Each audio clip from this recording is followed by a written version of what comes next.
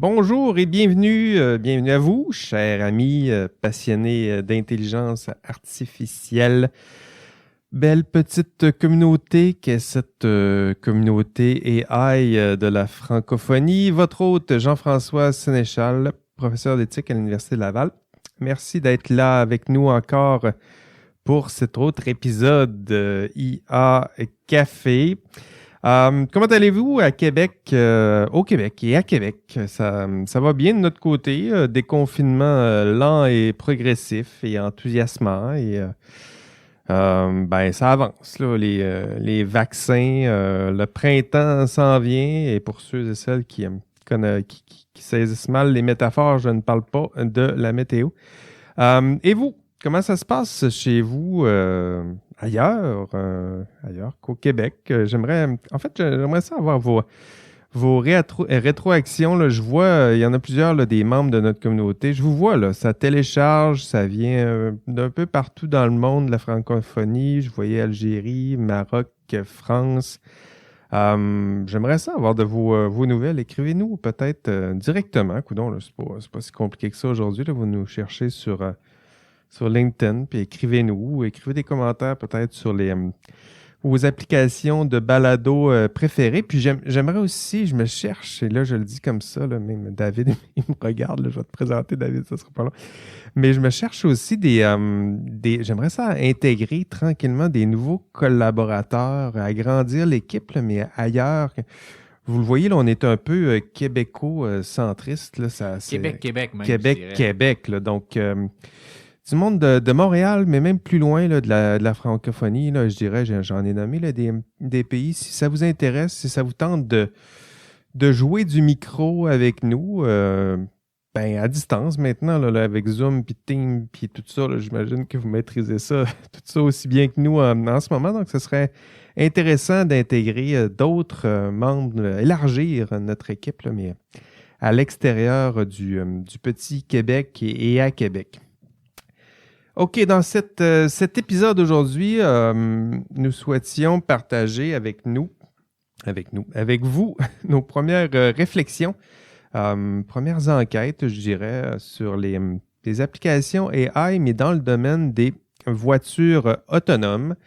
C'est le sujet, c'est le sujet le plus populaire. Lorsqu'on parle d'AI, on fait des recherches, la plupart des personnes qui s'intéressent au AI, là, tout de suite, ils vont parler des automobiles autonomes. Donc, c'est peut-être parce que le sujet encapsule peut-être mieux que les autres les ambitions AI, puis peut-être aussi nos craintes, certaines questions. Il y a plusieurs enjeux éthiques, sociaux, techniques qui sont associés à cette technologie. Puis, quoi de mieux que de prendre plutôt un exemple concret, appliqué. Ça semble presque tangible, cet exemple-là. Là. Donc, un exemple pour prendre le temps de réfléchir à ces enjeux-là, mais autour de cet exemple plus pratique et appliqué. Et pour explorer ce sujet, aujourd'hui, mes collaborateurs habituels sont fort occupés. J'ai réussi à récupérer un là, de peine et de misère, là, mais Eve, super vedette, Wonder Woman AI de tous les congrès, bon, elle n'a pas pu être là pour cet enregistrement-là. Fred, AI geek extraordinaire et doctorant, vient juste de faire son examen doctoral rétrospectif, donc grande étape pour lui, mais il reste encore du chemin à parcourir. Mais si vous le cherchez, Fred est à quelque part la langue à terre en train d'essayer de récupérer. Mais cette semaine, j'ai réussi à en récupérer un qui est tout aussi occupé, c'est sûr. Mais David est malgré nous avec nous. En studio, d'ailleurs, aujourd'hui, séparé par un beau mur de plexiglas que j'ai réussi à récupérer. Comment ça va, David? Ça va bien, toi? Ça va super bien.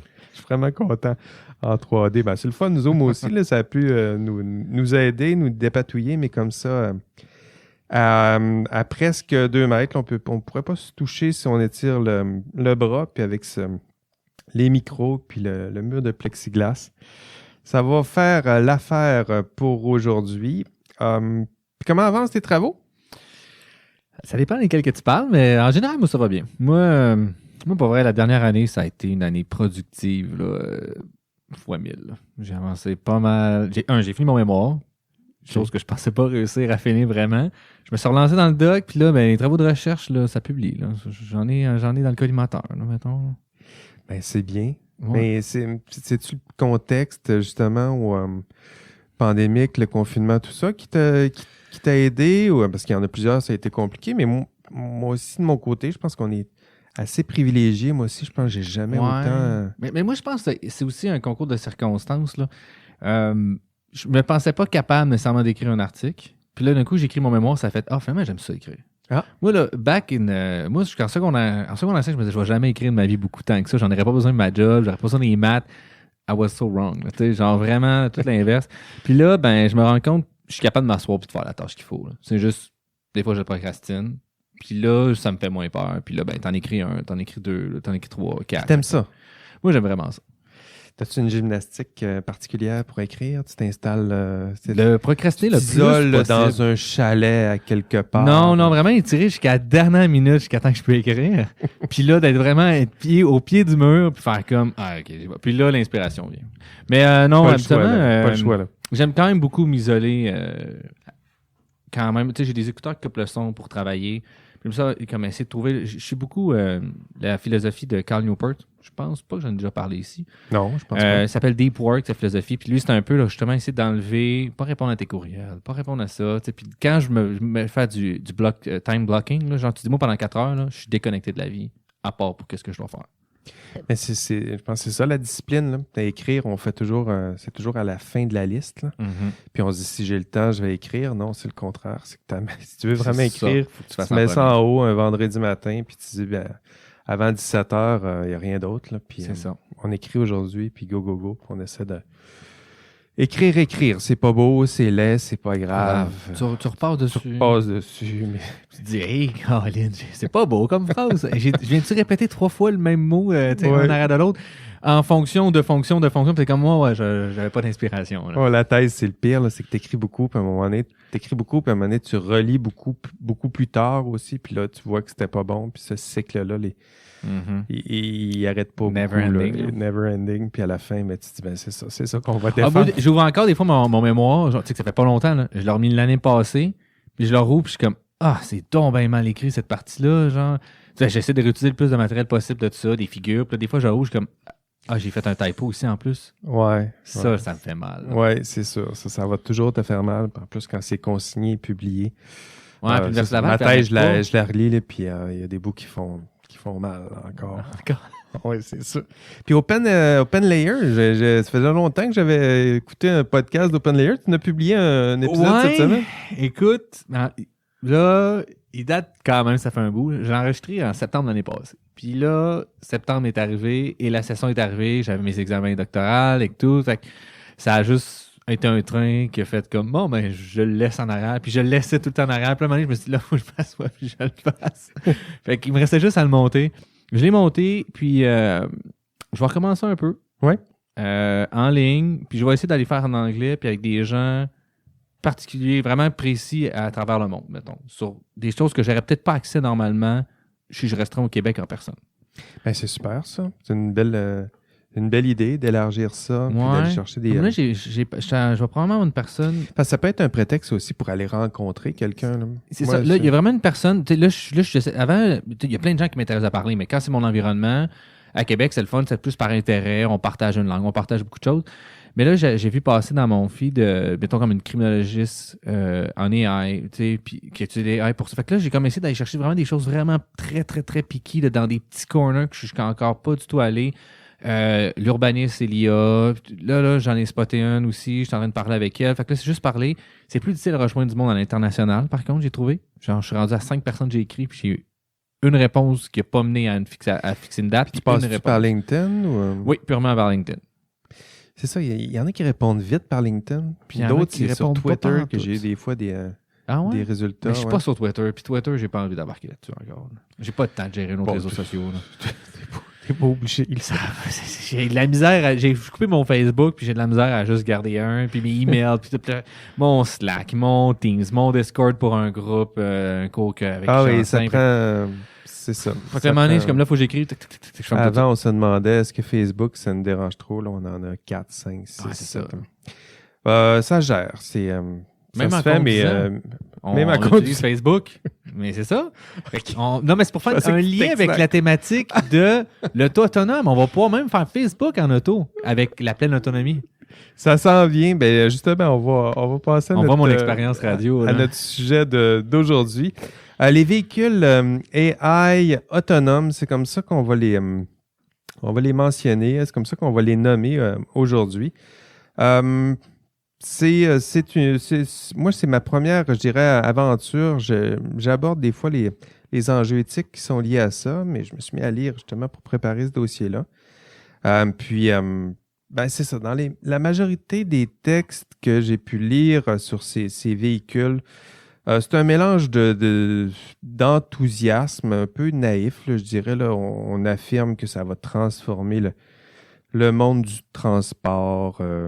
C'est ça. Donc, comment on les décrit? C'est des véhicules. D'ailleurs, on ne dit pas toujours automobile. Là, donc, ça peut être beaucoup plus large que ça. Des véhicules qui se déplacent sans aucune intervention directe humaine.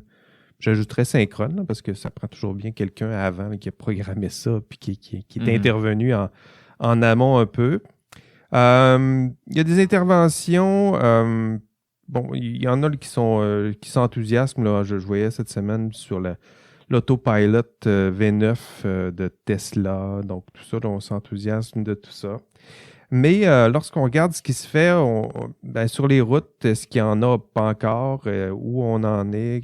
Dans combien d'années on va pouvoir voir ça, effectivement? Comment va se faire la transition aussi entre l'automobile autonome parmi les autres automobiles autonomes? Puis il y a une espèce de zone de transition. Donc, celle-là engendre toutes sortes de questions éthiques particulières. Mais je dirais qu'aujourd'hui, comme... on a plus quelqu'un là, comme toi là, qui connaît un peu plus la technique, peut-être pas la robotique, puis pas la mécanique automobile, là, mais la technique AI, moi, éthique, j'ai envie aujourd'hui d'avoir une discussion qui va tourner un peu autour de ces deux pôles-là. Pour les champs plus juridiques, on va les aborder dans un prochain épisode. Là, avec Kev, on va recevoir Daniel Gartner qui va nous expliquer ça un peu, les enjeux, comment lui il approche les enjeux plus normatifs, légaux qui sont liés à ça. Donc ça s'en vient. Mais d'abord, je dirais technique, éthique. On va commencer par technique. David, toi, quand tu penses à ces automobiles autonomes, c'est à quoi tu penses? C'est quoi les principaux défis techniques que tu entrevois, là? En dehors du robotique, là, moi, j'ai pas aucune expertise là-dedans, fait que je peux vraiment, vraiment pas répondre à ces questions-là. Si on y va plus dans l'aspect technique, il y a plusieurs sources d'informations qu'on va aller chercher. Il y a la vision, une caméra. Puis ensuite, il y a... Plein d'images. Vraiment, vraiment, vraiment en très haut volume, très haut débit. Souvent, il faut quand même moindrement une bonne qualité. Puis il y a aussi... mettons, on parle de Tesla, là, parce que je la connais un petit peu mieux. Il y a la caméra et il y a aussi un radar. Donc, si on parle, mettons, des antérieurs de la caméra ont développé, au début, ils utilisaient beaucoup la caméra. Puis, ils ont ajouté des radars. C'est ça. En fait, parce qu'il y a eu un premier cas où est-ce qu'il y a eu un décès, où est-ce que l'auto n'a pas réagi à son environnement de façon attendue. C'est le cas où est-ce que l'auto a été coupé là, au niveau de l'habitacle par un semi-remorque qui faisait un U-turn. Puis le semi-remorque avait à peu près la même couleur que le ciel. Donc l'auto, elle n'a pas détecté avec la caméra, comme quoi que c'est un semi-remorque à cause de l'angle. Puis elle a juste continué. Fait qu'à 100, je sais pas, mettons, on va dire 70 km/h, il ne reste plus grand-chose. Ça a été... on a coupé tout. Puis c'est là qu'ils ont fait comme, faut peut-être introduire des radars ou il faut qu'on utilise plus les radars. En fait, je ne me trompe pas, c'est qu'il faut qu'on utilise plus les radars. L'ajout, c'est quoi que ça ajoute comme... finalement, c'est un signal. T'sais. Un modèle, là, on va recommencer un petit peu. Ça se cogne sur quelque chose puis ça revient. Là. Ouais, exact, c'est ça. Là. En fait, ça envoie un signal. Là, exactement. Je sais pas, non, ça c'est un sonore. Fait qu'un radar, c'est... Non, un sonore, c'est dans l'eau, puis un radar, c'est la même chose, mais ça va inconner puis ça revient. Puis... finalement, ton modèle va utiliser plusieurs sources d'informations. Donc, les photos, ça en ont une, la caméra, c'en est une.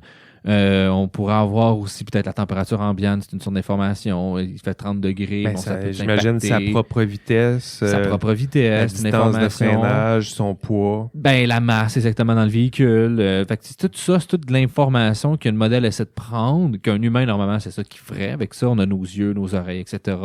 Peut-être qu'on n'a pas une information aussi précise, par contre, qu'un humain. Là, le modèle a toute cette information-là vraiment précise et consciente, finalement, de ça. Puis toute cette étude d'information-là, ben, permet d'arriver et dire, ben, là, je prends des décisions.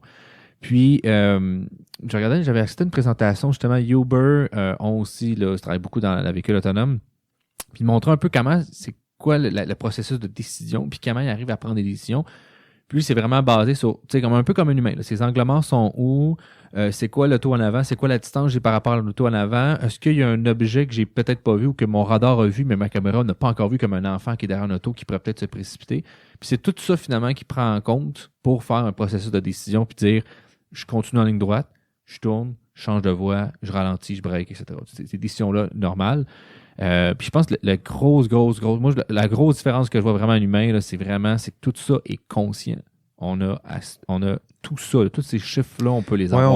On va y revenir à ce détail-là. Okay. Là. C'est un enjeu quand même important, là, le fait qu'il soit, comme tu dis, conscient, là, au sens qu'il y a beaucoup d'informations. C'est pas comme un humain qui manque à peu près toute l'information. C'est surtout qu'il y a un log de cette information-là. T'sais, on peut savoir, ici, l'auto a dit de tourner à droite pour telle raison. Tandis qu'un humain, t'as pas un log, j'ai décidé de tourner à droite, mais est-ce que c'est vrai que tu l'as tourné à droite? Est-ce que c'est vrai que t'as pas vu l'enfant? Lui, il leur dit, on le sait. Ou parce que tu étais en train de texter, puis ça, tu le marqueras jamais sur ton log. Là. Exactement. C'est exactement ça. Mais je me demandais, est-ce qu'il n'y a pas une question d'échelle aussi, de défi d'échelle, parce que ou peut-être c'est l'imprévisibilité de tout ça, parce que c'est programmer des affaires. Je pense à moi, mon exemple que j'ai en tête, c'est les automobiles ou les véhicules autonomes dans les jeux vidéo. Tu sais, ça existe, une automobile autonome dans des jeux vidéo qui se promène, qui prend toutes sortes de décisions, qui freine. C'est des règles heuristiques habituellement. C'est vraiment... Il n'y a pas un objectif d'intelligence artificielle dans ça. Mais tu pourrais, à la limite, en injecter. Là. Bien sûr qu'on pourrait le faire, mais les AI qu'on entend là, au sens AI dans les jeux vidéo, c'est pas les IA qui vont être entraînés sur nécessairement comme pour le genre de conduite. On pourrait effectivement l'injecter. Souvent aussi, je sais pas toutes les méthodes qu'ils utilisent d'apprentissage. Moi, j'en vois deux là, classiques là, qui pourraient utiliser l'apprentissage supervisé. C'est-à-dire, je te dis que là, tu dois freiner. Je te dis que ça, c'est un stop. Fait que il y a une composante supervisée, par exemple, le radar, pas le radar, je veux dire les photos, les caméras. Mais il faut qu'ils reconnaissent finalement tous les panneaux de signalisation puis les gens. Fait que ça va être souvent du supervisé. Je vais dire ça, là. Tu sais, des fois, là, mettons le CAPTCHA, là. On vous dit cliquez sur les photos avec ça sert à ça, ça sert à faire labeler, faire étiqueter des données d'entraînement pour probablement des trucs comme ça. Puis ça, finalement, c'est de créer une boîte autour, dire ça, je pense que c'est un stop, ça, je pense que c'est ça, etc., etc. Puis tu as probablement du non supervisé qui, ben là, je te demande d'apprendre à conduire. Je te dis la tâche que je veux que tu fasses. Je te dis pas comment l'atteindre, l'objectif, mais je te dis, voici un environnement, puis je te donne une récompense, l'apprentissage par renforcement qu'on appelle finalement, c'est probablement comme ça qu'ils le font. Là, j'extrapole, c'est qu'est-ce qui me semble le plus logique pour entraîner ce genre de truc-là. Puis c'est de dire, ben, je te crée je prends un agent, je le mets dans un environnement de simulation au début, puis je dis, ben, je vais t'apprendre à conduire. Puis pour conduire, je te donne des récompenses. Tu n'as pas frappé un piéton, ben, tu n'as pas de points, mais tu n'as pas non plus du négatif. Finalement, tu peux aller d'un deux côtés. Puis là, cet agent-là finit par apprendre, créer ses patterns d'apprentissage, puis dire quand je suis dans tel contexte, il faut que je conduise comme ça. Quand il y a de la neige, ben, il peut y avoir de la glace, etc. C'est pas un humain qui a appris tout ça, mais il a appris par l'exemple. Puis là, ben, on est rendu probablement à mettre ça en live. Fait que ça prend encore probablement une supervision humaine, human in the loop, là, dire je tiens encore le volant ou je suis encore réveillé derrière le volant, que s'il fait quelque chose qui n'a pas rapport, ben, je peux intervenir. Fait que c'est tout. La dernière fois, l'humain in the loop, il s'était pas endormi. Il y en a plusieurs photos que tu vois des humains dans des Tesla bien cantés ou qui écoutent des films. Puis il y a un gros écran que tu peux écouter. Tu sais, l'écran est immense dans les Tesla là, que tu peux écouter un film là-dessus. Là. Fait que c'est sûr que je pense on n'est pas encore à la pleine autonomie, mais on s'en approche. Puis on avait déjà fait des pas. Je veux dire, un cruise control, l'autorégulateur de vitesse était déjà de l'autonomie de véhicule. On enlevait une partie de l'aspect de la conduite. Les systèmes d'aide à la conduite, genre tu changes de voie, ça commence à faire partie de l'automatisation, c'est dans les premières étapes. Puis d'avoir un 100% autonome, c'est sûr que y a du chemin probablement à faire. Je ne suis pas un expert dans tout ça, qu'est-ce qu'ils font. Là. Je ne sais pas si ils sont rendus outside, mais je sais qu'il y en a qui parlent on parle de 2025, là, que ça va venir. 2025, on 2025, 2030, là, on va commencer sur des véhicules 100% autonomes. Là. Donc, 2025, c'est ta prévision. C'est pas ma prévision, c'est qu'est-ce que j'ai entendu. Ta prévision. Moi, ma prédiction, ben, en fait, il y a beaucoup dans. Il y en a, là, c'est ça qui est intéressant. Il y a Tesla, on entend beaucoup parler de Tesla, mais il y a BM qui a commencé à faire. Il y a Toyota aussi. Il y a plein de gros. Il y a Uber qui en font beaucoup parce qu'ils ont un intérêt. Tu peux enlever. Là, ils se sont fait reconnaître partout très dans le monde que leurs employés, leurs conducteurs sont des employés. Fait que là, ils vont essayer de les enlever au plus sacré, probablement, avec la façon qu'ils font des affaires. Là. Puis, voyons, je m'en allais. Puis il y en a un autre ici que, finalement, qui est un ancien employé de Tesla. Je ne me rappelle pas de son nom, je ne me rappelle plus de l'entreprise. Que lui, il dit que finalement, tout ce qui est l'automatisation de véhicules, c'est un gros scam, qu'on essaie de vendre l'auto complet, alors qu'on pourrait prendre nos autos actuelles et juste mettre des appareils dessus pour un genre, je ne me rappelle plus du prix, là, mais c'est vraiment un prix dérisoire par rapport aux autos pleinement autonomes qu'on vend, puis tu peux automatiser ta véhicule comme ça. Fait que ça pourrait arriver. Ben, dans le fond, ça pourrait plus vite qu'on pense. Ceux qui estiment que ça s'en vient, qu'on n'est pas loin, c'est vrai, ça. Là. De plus en plus, moi, je commence à le croire. Ils ont fait des gros avances. La vision... C'est parce que, tu sais, dans un environnement, quand tu lui montres c'est là où je vois qu'il y a un défi. En tout cas, il me semble qu'il y a un défi technique important. Là. Quand tu t'aides ton auto, tu l'éduques, disons, à apprendre dans des circuits fermés, contrôlés, où tu contrôles plusieurs paramètres. Quand cette auto-là va rentrer dans le chaos d'un échangeur d'autoroute avec tous ces humains-là qui prennent des drôles de décisions. Nous autres. Il y a t'as beaucoup d'exemples vidéo. Là. Oui, c'est sûr que c'est des exemples N est égal. C'est sûr qu'ils vont mieux réagir que nous autres, mais les autres autos, ils prennent des drôles de décisions. Là, c'est sûr. Il y a une imprévisibilité intrinsèque. Là. C'est sûr, mais il y a quand même beaucoup d'exemples. Là, c'est des exemples. N n'était pas nécessairement, c'est pas un échantillon complet, mais tu peux voir beaucoup d'exemples sur vidéo sur YouTube que tu googles, genre Tesla Car React Before Accident. Là. Puis tu vois là, même, toi, tu t'es comme, il n'y a pas d'accident qui s'en vient. Elle est déjà en train de faire une action pour un accident. Parce qu'elle, mettons, il y a un exemple, c'est l'auto. Tu vois que l'autre auto avant, elle a spoté que l'autre auto avant était trop proche de l'autre. Elle dit, c'est sûr qu'elle rentre dedans en vitesse. C'est mathématiquement impossible. Tu sais, nous autres, il y a ça qu'on ne peut pas faire. Mais tu sais, il y a une distance de dire, si elle doit freiner là, à la vitesse qu'elle va, ça y prend tant de mètres. Mais ça, c'est super intéressant parce qu'à un moment donné, c'est ça. À un moment donné, les autos, quand ils vont en avoir plusieurs, ils vont aussi se parler entre elles. Là. C'est-à-dire je pense pas, moi, que c'est ça qui est prévu. Parce que le problème de ça, c'est que là, tu peux rentrer beaucoup d'hackers. Tu sais, par exemple, mettons, là, je reprends là, justement de Gartner là, qu'on va avoir plus tard comme invité. J'ai écouté une de ses présentations, puis ça qu'il disait, puis c'est là que vraiment que j'ai compris, c'est vrai ça. Pourquoi les avions n'atterrissent pas tout seuls? C'est qu'on a fait le choix que l'avion soit asynchrone. Elle fonctionne par elle-même, elle n'est pas connectée sur un réseau, donc il n'y a pas un hacker qui peut venir la hacker. Si on commence à faire en sorte que les autos peuvent se parler, là, je pense qu'on rentre dans un autre problème, un enjeu vraiment plus grave. Tu sais, mettons tout ce qui est IoT. Là. Parce qu'en matière de... Oui, je comprends que c'est sûr qu'il y a des enjeux hyper importants, mais en matière d'efficacité du système, disons à long terme, là, au lieu de se projeter dans 5 ans, si on se projette dans 100 ans, si on a ces autos-là qui se parlent entre elles, je veux dire, des accidents, il n'y en a plus, là. Il y en a plus, c'est sûr. Mais tu sais, je pense qu'avant de se rendre là, il y a un gros enjeu de protection. Là. Puis, la transition qui va être... en dehors de la transition, c'est vraiment, il va falloir accepter que genre on pourrait du jour au lendemain tout pogner dans nos chars s'il y en a quelqu'un qui prend le contrôle de ça. Je pense que c'est plus juste un enjeu éthique ou n'importe, c'est un enjeu de sécurité nationale à un certain point. Parce que là, tu pourrais arriver un matin, là, un gars qui s'est hacké Toyota, peut figer toutes les autos de Toyota dans le monde. On a le même problème avec nos PC. Je veux dire, mais un PC, ta vie n'est pas nécessairement en danger. Mais ça dépend du PC. Je veux dire, il y a des PC qui abritent des secrets d'État. Bien ça, des data centers, il y a des gens quand même qui s'occupent de la sécurité de ça. Fait que, oui, mais moi, en tout cas, mon feeling par rapport à ça, c'est vraiment que je pense qu'il y a un enjeu trop de sécurité nationale pour ça. À même titre que, tu sais, genre, là, c'est après des guerres qu'on dit, comme, ça pourrait être une autre forme de guerre. T'sais, la prochaine guerre qu'on a dit, là, ça sera pas une guerre nucléaire, ça va être une guerre numérique. On est dedans, là, tu sais. Tout va se passer là-dessus, là. Fait que j'ai l'impression, moi, mon feeling est beaucoup plus que ça n'arrivera pas les autos vont se parler. Mais anyway, déjà pas là, tout de suite. Parce que la principale, je ne sais pas si je me trompe pas, c'est quoi? C'est quelque chose comme 80% des accidents qui sont dus à l'erreur humaine. Si tu enlèves ça, il en reste plus beaucoup, là. De rouler trop vite sur de la glace. de faire un virage alors que tu n'avais pas le droit de le faire. Là. T'es en train de texter. Tu es en train de texter, tu regardes à côté. Ben là, quand en parlant, j'ai fait ça, tu regardes à côté, la personne à côté, puis tu vois ça break en avant. Tu sais, tout ça, il vient d'être enlevé. Ouais, mais non, c'est intéressant. J'ai hâte de voir. C'est une belle hypothèse, mais je pense qu'elle peut tenir.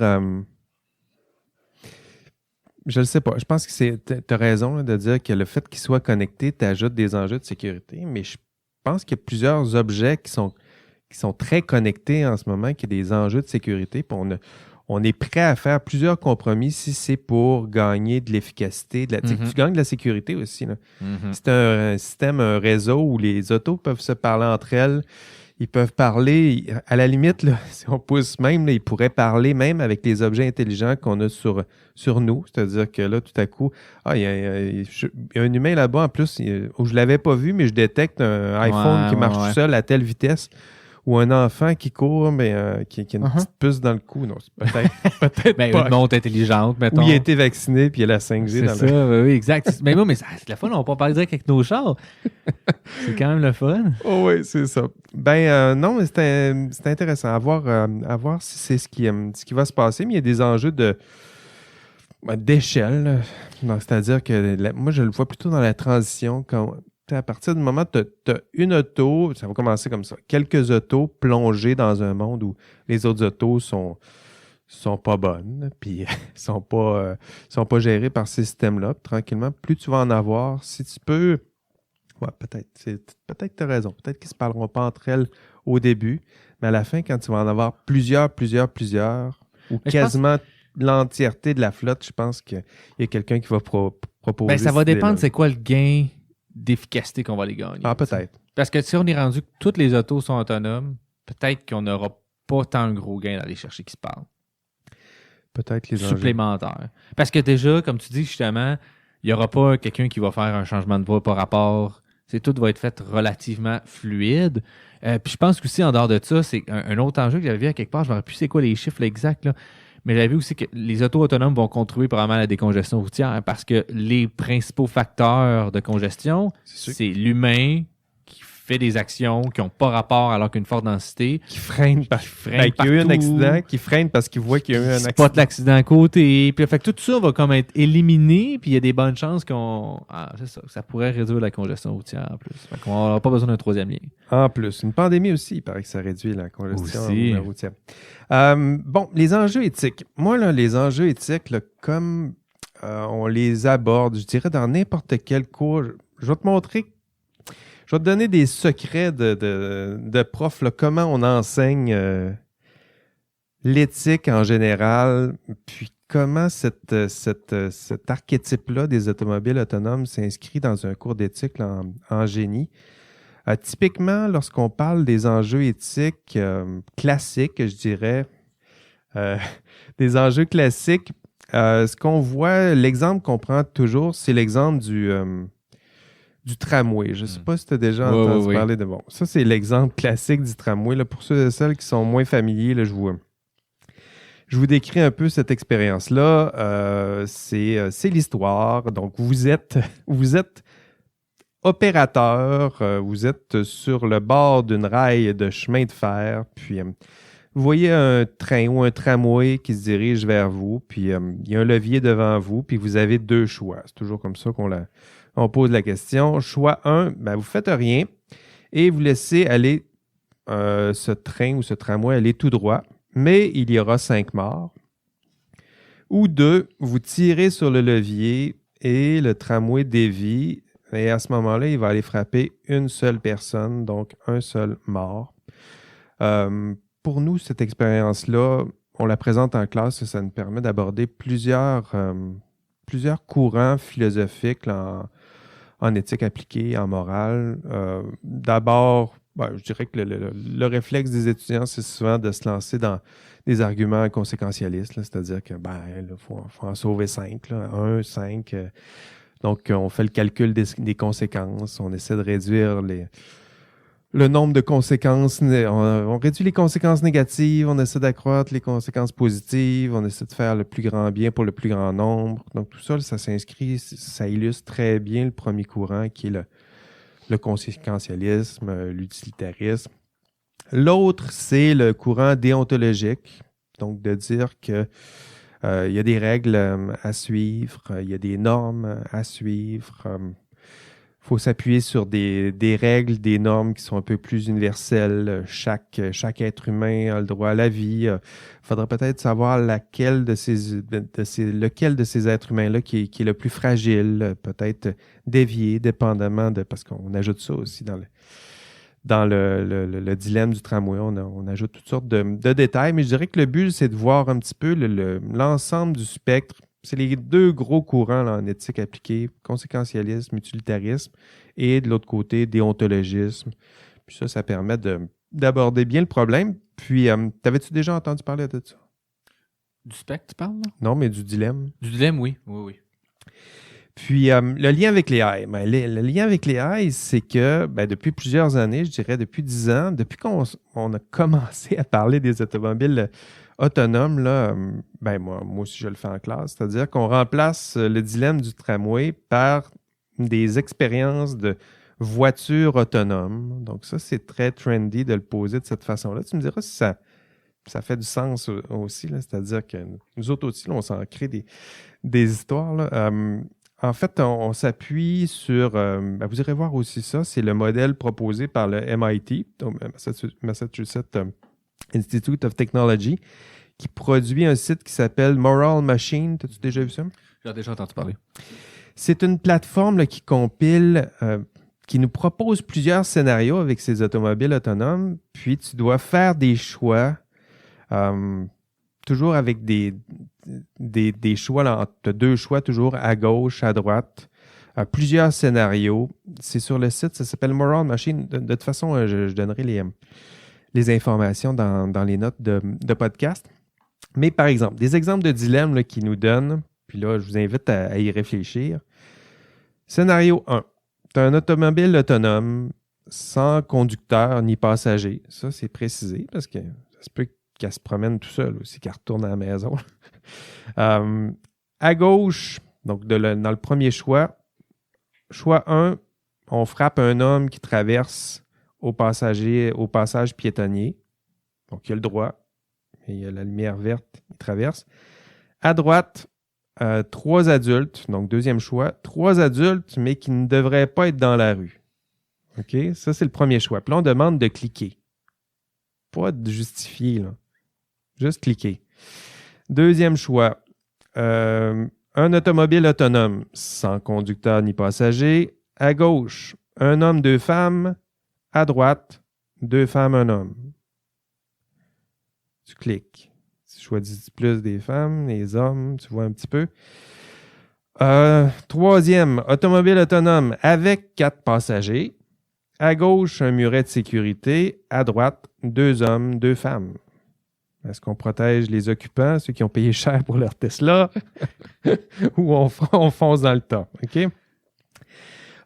Puis c'est ça. Donc, BM ou Mercedes a annoncé qu'elle allait faire le choix de sauver les conducteurs avant les passagers avant les autres personnes. C'est un choix moral, c'est clair, c'est affirmé. Est-ce le bon choix? En tout cas, c'est transparent. Je crois que c'est ça qui est le plus important, c'est transparent. C'est transparent, c'est ça. Ça dépend ce qu'on dit.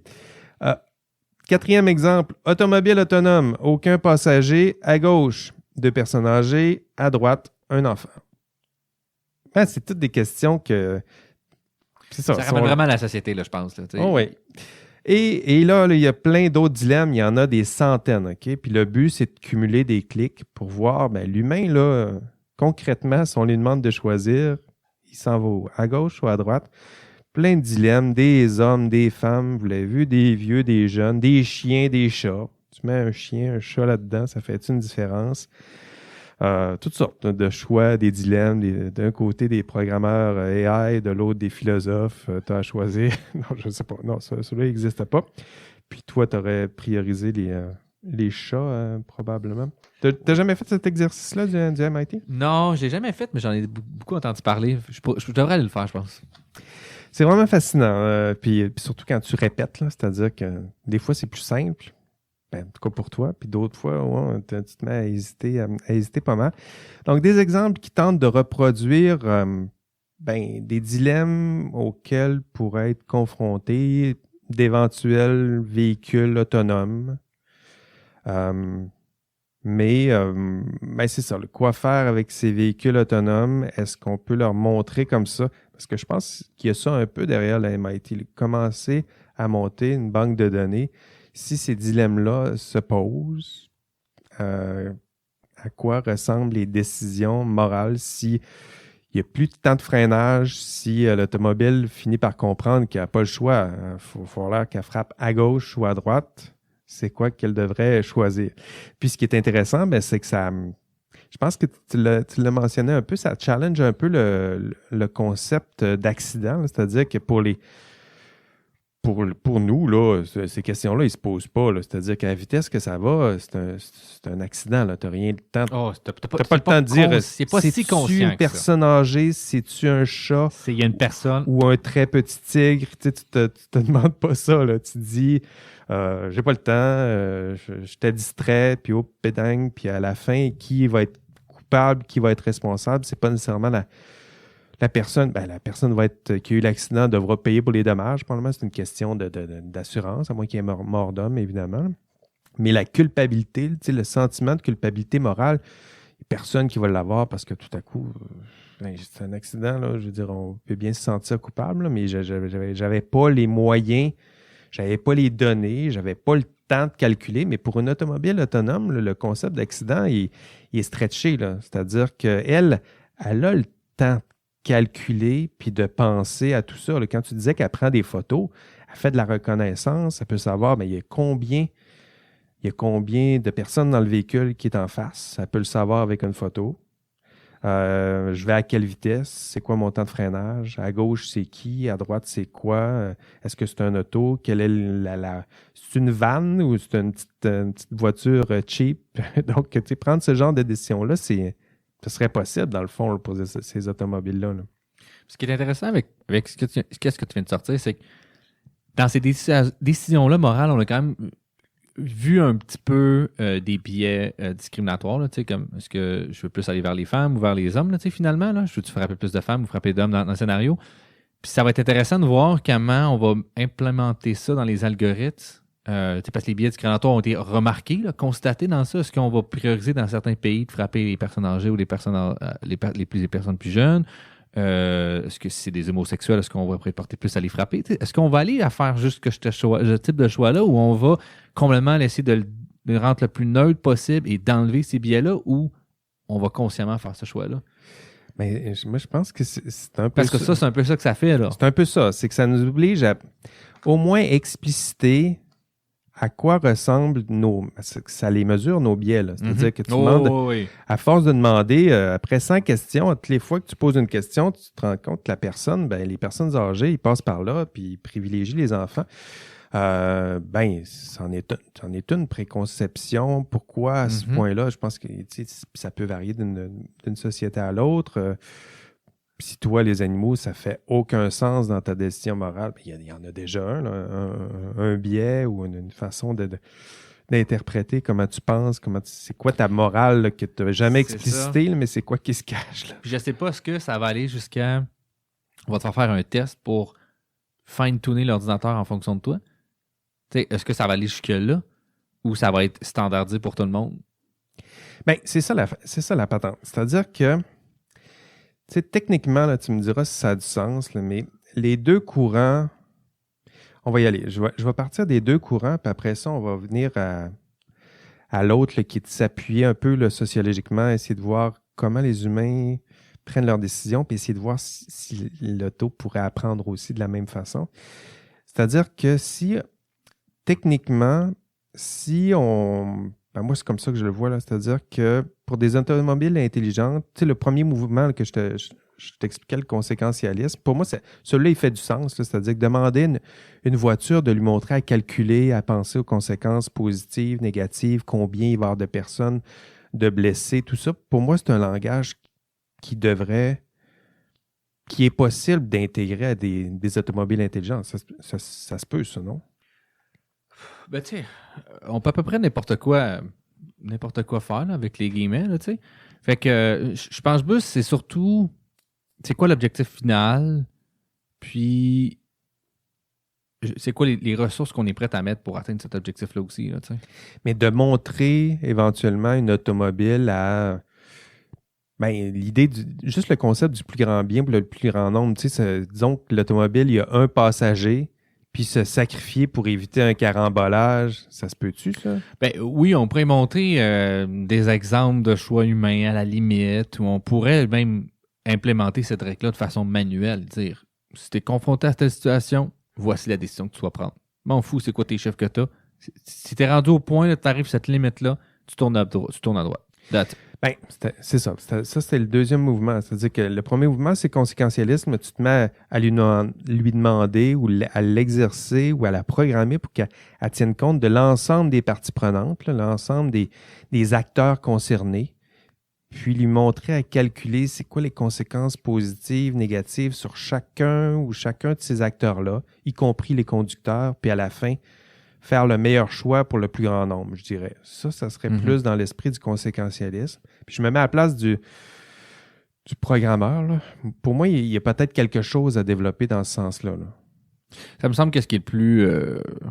qui pourrait être le plus proche à faire. Puis j'ai l'impression qu'il y a une tendance qui va aller vers ça. Parce que l'autre voie, c'est le déontologisme. Puis le déontologisme, on l'a vu dans les premiers textes qui ont commencé à réfléchir sur l'intelligence artificielle, les robots, par exemple, d'Asimov. Là. C'est exactement comme ça qu'ils concevaient les robots. C'est-à-dire, tu vas leur donner des grandes règles, un peu abstraites, là, les robots. D'abord, ne jamais faire de mal à un humain. Ensuite, toujours obéir à un ordre donné par un humain. Puis la troisième, je pense, c'est l'autoprotection, là, éviter de se...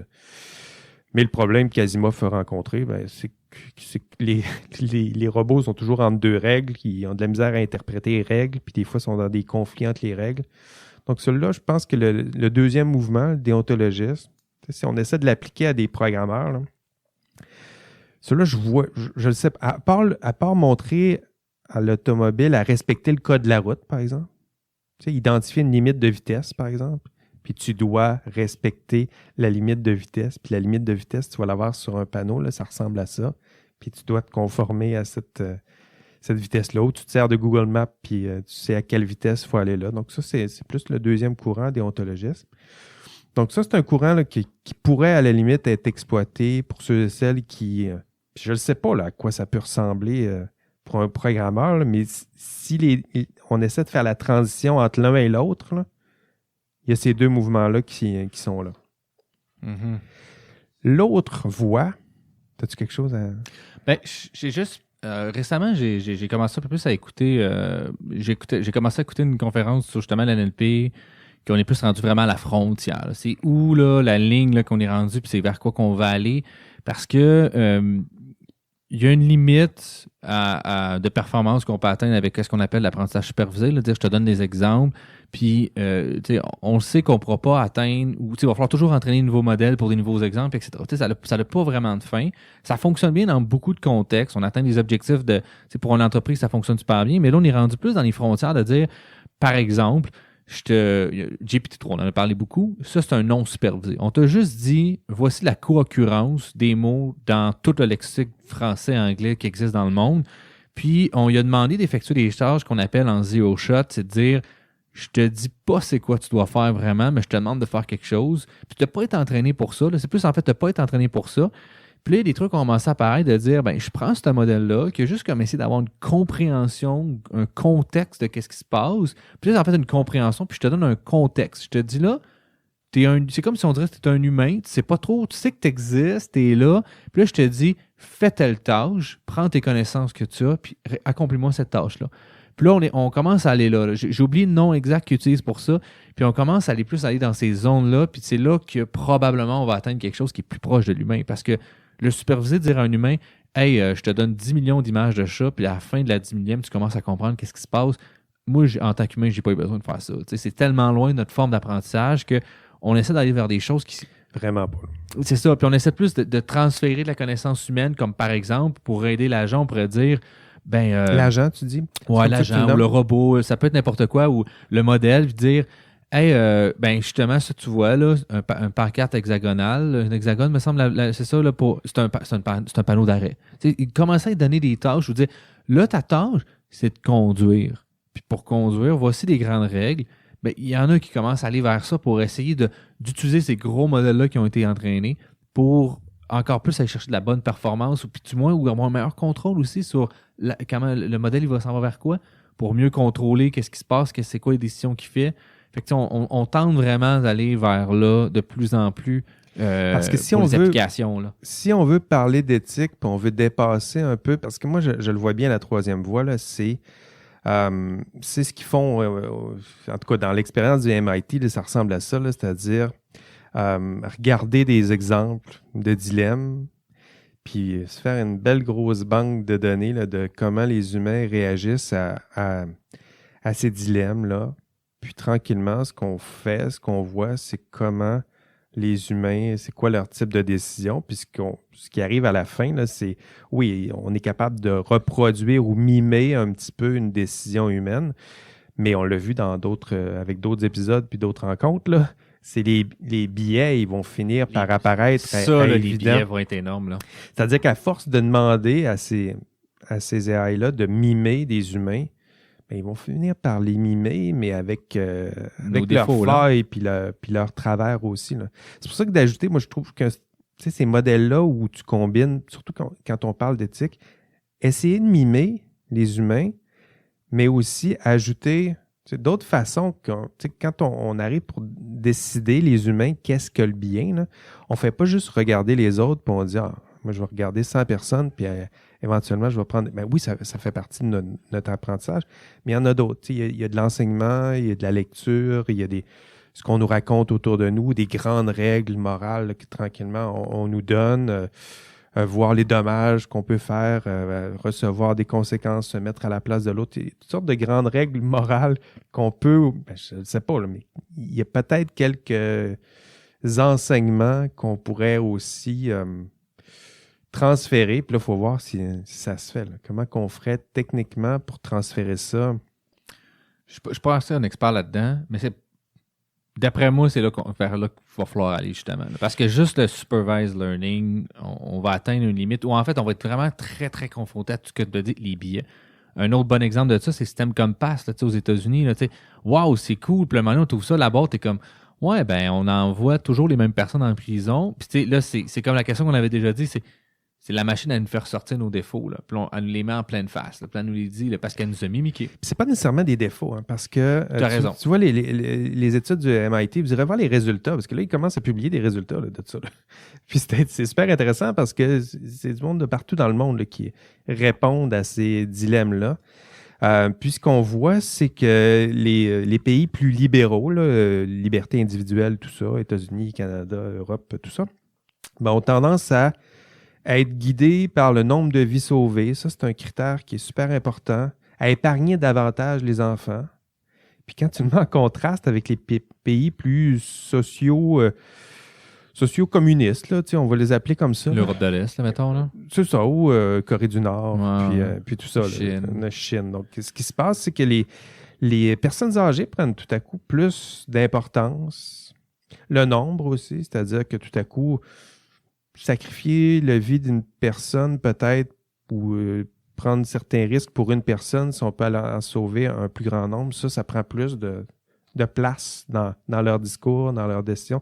Donc, ça en est des biais inconscients ou des préjugements moraux. Là, c'est pas des préjugés. Là, ça fait partie de ce qu'on est, la société. Il y a des différences quand même. On le voit bien entre notre société et les leurs. Ben, si on s'appuie juste sur... si on demande juste à ces automobiles-là de mimer notre comportement, ultimement, il va falloir aussi tenir compte de ça. Là. Programmer une auto, une Tesla, là, différent ici, ici, on la programme différemment qu'en Chine, là, parce que c'est pas exactement la même morale, c'est pas exactement les mêmes préjugés. On pourrait faire ça, c'est-à-dire qu'on identifie les biais propres à une partie de la société, puis on programme en fonction de ces biais-là. Là. Ouais, mais c'est là, je pense même que ça complexifie le problème parce que un auto, d'après moi-même, juste au Canada, entre le Québec, l'Ontario, Québec, Alberta, Québec et n'importe quelle province, ou n'importe quelle province entre eux, ce ne sera pas non plus les mêmes trucs, je suis certain. Là. Mais c'est sûr. Fait que ça devient un problème où est-ce que tu as besoin d'avoir un auto particulier pour chaque région. C'est là que je pense que ça devient un enjeu technique, tu sais, comme ce que tu as parlé plus tôt, là, de rendre une mise à l'échelle. Là. Mais là, c'est que c'est rendu, il va falloir que chaque auto de chaque région, peut-être même en changeant de région, change de comportement, peut-être même. Là. Si on essaye de mimer, c'est ça le problème. C'est que si on essaye de mimer, si on demande à. Tu sais, ça, on hésite toujours. Ça devient complexe. Ça devient complexe. C'est-à-dire que les humains, ils ne sont pas tous pareils, puis ils peuvent changer d'une société à l'autre, d'un individu à l'autre. D'une société à l'autre, il y en a aussi des différences importantes. Là, dans notre conception même de la morale, ici, où, on dit on veut qu'ils servent l'éthique, qu'ils soient éthiques, qu'ils servent le bien, mais le bien, tel qu'on le conçoit ici, ça peut être pas mal différent que tel qu'on le conçoit dans certains pays susmentionnés. Là. Oui, définitivement. Combien de temps? Oui, ça commence à faire du... Tu sais quoi la réalité, comment que les gens ils réagissent ils réagissent lorsqu'on les confronte à la réalité du tramway? Non. C'est-à-dire que l'émission, j'ai vu ça l'autre fois, Mindfield, je pense que c'est saison 2. Okay. Ils ont repris l'exemple du tramway avec du vrai monde, avec des vrais acteurs, puis au lieu de les mettre sur une vraie rail de chemin de fer, ils les ont isolés dans une petite boîte où tu as l'impression que tu as le contrôle des trains, puis tout à coup, ils ont vraiment à prendre cette décision-là. Tu sais quoi leur décision? Est-ce qu'ils vont à gauche? Moi, d'après moi, c'est une absence de décision. C'est totalement une absence de décision. C'est-à-dire... Les gens font juste pas être capables de figer bien raide. Figer bien raide. Ça, c'est un humain. L'humain, là, il ne choisit pas à droite ni à gauche. Il fait un non-choix total. Il fige bien raide. En fait, dans les exemples, vous irez le voir de Mindfield, il y a une personne qui décide de tirer sur le levier pour aller tuer la personne, pour sauver les 5 personnes. Puis cette personne-là, là, après, elle tremble et elle pleure. Non, j'en doute même pas. Là. Parce que là, elle a la conscience d'avoir tué quelqu'un. D'avoir tué, c'est elle qui a pris la décision. Alors que ceux qui reculent, là... T'as pas pris de décision. T'as pris une décision, en fait. C'est pas vrai. T'as pris une décision. T'as pris une décision de ne rien faire. Ou t'as pas pris une décision par tout. T'as juste figé. Je pense que c'est ça le concept d'accident, là. Mm-hmm. On se sent pas mal parce que c'est un accident. J'ai pas eu le temps. C'était figeant. C'était épeurant. Mais tu sais, on est souvent prompt à critiquer les gens dans le feu de l'action qui ont fait tel geste, telle chose, mais quand tu es là, c'est le stress, la pression, tout ça autour de toi, ça devient vraiment immense. Ça devient difficile d'agir. Il y a des rôles, tu peux penser à des policiers, des pompiers, des rôles d'action, parce qu'en une fraction de seconde, tu dois prendre une décision, puis une décision qui peut impliquer la vie d'une autre personne, ça devient extrêmement difficile de dealer avec ça. Là. De dealer avec ça, puis de faire ce choix-là conscient là, aussi. Là, c'est vrai, tout à fait.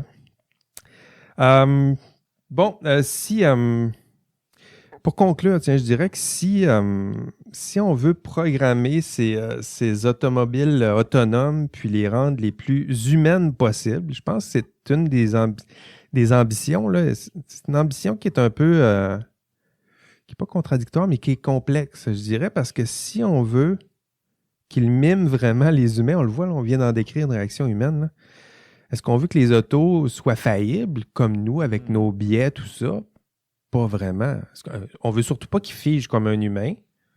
Est-ce qu'on veut qu'ils reproduisent nos biais, nos mimes? Ben, peut-être pas. Je pense qu'on pourrait leur en demander un peu plus. Je l'ai dit au début de notre intervention, là, on veut qu'ils soient encore plus sécuritaires que nous. Donc, on pourrait leur demander d'être encore plus moral que nous, là, dépasser un petit peu nos biais, dépasser nos failles, dépasser notre inaction devant le stress puis tout ça.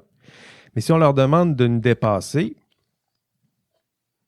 il y a un autre danger, tu le vois. Voilà. Mais il y a un autre point aussi par rapport à ça, justement. J'assistais cette semaine à une présentation, là, il y a un cours que je suis, puis j'ai oublié son nom là, de la personne qui venait de me présenter, malheureusement, là, excuse-moi. Puis elle parlait finalement, elle, c'est plus en santé, c'est le droit en santé. Puis quand c'est une machine qui prend une décision, si la machine, souvent, là, qu'est-ce qui était constaté, c'est que si la machine est meilleure que l'humain, puis elle fait une erreur, on la pointe encore plus du doigt que si elle était moins bonne qu'un humain et qu'elle faisait une erreur.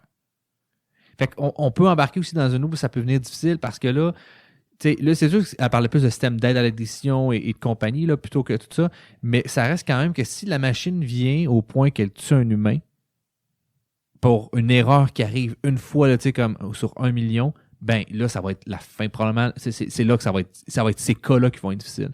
Alors que si elle faisait plus souvent des erreurs, ben probablement qu'on serait ou qu'elle serait moins bonne que l'humain pour conduire, probablement qu'on serait plus enclin à accepter ça. Faudrait les programmer à faire quelques erreurs de temps en temps. Là. Tu sais, les rendre plus humains. On dirait qu'on est dans... c'est quoi déjà? Imitation Game? C'est exactement ça qu'il dit, là. Ah oui, c'est ça qu'il dit? Ben, finalement, il y a un point, Manny, qui dit si les nazis se rendent trop compte qu'on n'arrive pas... On prend trop des décisions qui font en sorte qu'ils pourraient se rendre compte. Il faut que, de temps en temps, qu'on fasse des décisions qu'on fasse comme si on n'a pas compris cette information-là. C'est un peu plate, là, de dire ça, parce qu'ils jouent avec la vie des gens, mais c'est de dire faut pas qu'ils sachent qu'on ait brisé Enigma, donc il faut qu'on fasse en sorte que ça a l'air probable qu'on ait réussi à comme, faire ce move-là et non ce move-là. Je ne sais pas que ça serait vraiment une bonne idée de programmer les AI pour que des fois, la rendre plus humaine, là, elle va faire une petite erreur, puis c'est normal. Après un petit coup, puis elle s'en va conduire. Bon, ben on va conclure là-dessus, David. Ben merci. Merci d'être venu aujourd'hui. C'est très généreux dans Ça fait plaisir. Ce contexte de gros travaux. Dans les prochains épisodes, nous allons revenir évidemment sur ces enjeux. On a fait les enjeux éthiques, les enjeux techniques. On va y revenir, je veux dire, on n'a pas fait... on commence notre enquête, rappelons-le. On va revenir aussi aux enjeux juridiques, c'est ça. Les normes, tout ça, avec Eve et monsieur, j'ai déjà oublié son nom. C'est pas Daniel Garner? Garner, voilà. Je l'ai déjà oublié. Ça fait même pas 1 heure que je l'ai dit, puis je m'en souviens plus. Moi, j'ai écouté sa présentation, vraiment fascinant. Ouais. Excellent. Donc, on va c'est très bien. Tu vas pouvoir lui poser des questions. On va préparer nos questions en conséquence. Ça s'en vient. Soyez patients. D'ici là, reposez-vous bien. Jean-François Sénéchal, merci de votre écoute. Merci d'avoir écouté cet épisode d'IA Café. Merci d'être là à chaque épisode. Et on se revoit au prochain épisode.